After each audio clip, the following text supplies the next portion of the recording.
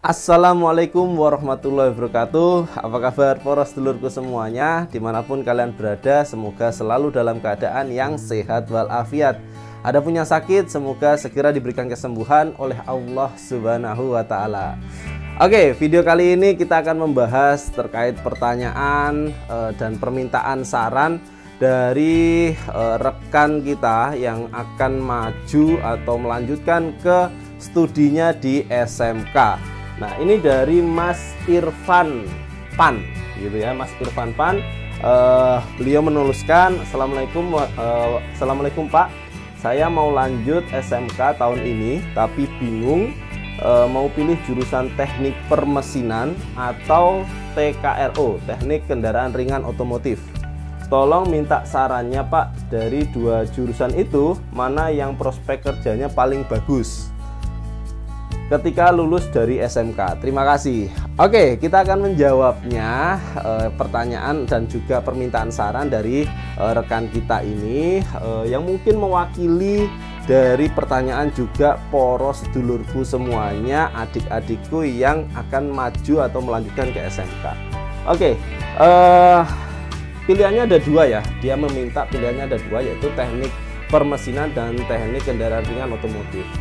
Jadi kalau menurut saya, ketika ditanya mana jurusan yang prospek kerjanya paling bagus setelah lulus SMK, jawaban saya adalah semua yang ada di SMK jurusannya itu prospek kerjanya itu bagus semua, gitu. Jadi nggak ada jurusan di SMK yang prospek kerjanya itu nggak bagus, itu nggak ada, gitu. Jadi ini harus digarisbawain dulu oleh seluruh adik-adikku ataupun orang tua yang mau mengarahkan anaknya menuju ke jurusan SMK yang mungkin jadi favorit, gitu ya. Nah, jadi kalau ditanya prospek kerjanya bagaimana untuk di tahun 2022 dan juga ke depannya, itu seluruh jurusan di SMK itu prospek kerjanya itu pasti bagus semua. Hanya saja ketika kita mau masuk ke jurusan, itu poin penting pertama itu adalah sesuaikan dengan passion kita, gitu ya. Sesuaikan dengan gairah kita, sesuaikan dengan hobi kita, sesuaikan dengan keinginan kita, gitu.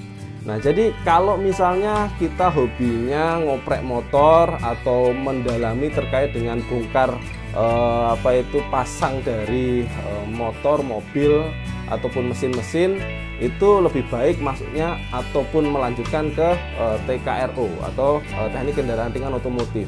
Nah, tapi kalau kita orangnya sukanya adalah sebagai kreator, sebagai pembuat, sebagai pencipta barang, nah, dan kita suka dengan matematika, suka dengan fisika, itu lebih baik masuknya ke permesinan daripada ke TKRO, gitu ya.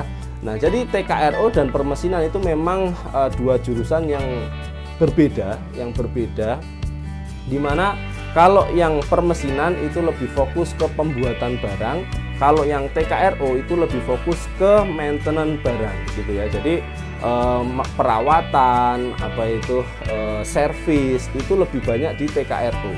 Nah, kalau permesinan itu lebih banyak adalah pembuat barang, gitu. Jadi pembuat misalkan silinder, pembuat misalkan palu, pembuat misalkan benda-benda yang ada di komponen-komponen otomotif, itu dipelajarin banget di permesinan, gitu.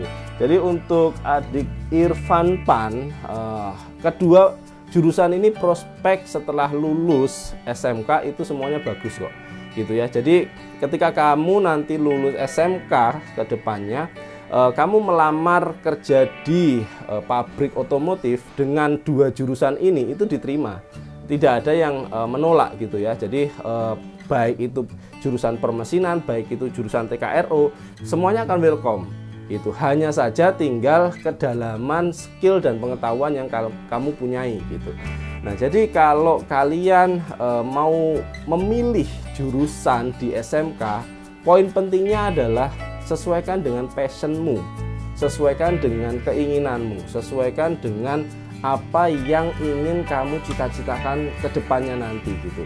Jadi jangan sampai kamu hanya mementingkan nanti gimana gajinya ya jurusan ini. Itu nomor kesekian lah. Karena kalau kamu mendalami pengetahuan itu dengan hati, dengan passion, itu rezeki akan mengikuti gitu. Jadi di 2022 ini lowongan pekerjaan itu yang dulunya nggak ada itu sekarang semuanya ada gitu ya. Jadi misalnya nih kalau kita agak menyimpang ya, jurusan gambar teknik, gambar bangunan gitu misalkan. Nah, untuk tahun-tahun seperti ini orang pasti menjadi arsitek itu sesuatu yang luar biasa gitu ya. Jadi bisa gambar bangunan, bisa membuat desain rumah, itu sesuatu yang menjadi buruan para orang-orang ataupun para developer bangunan yang ingin membuat rumah seperti itu.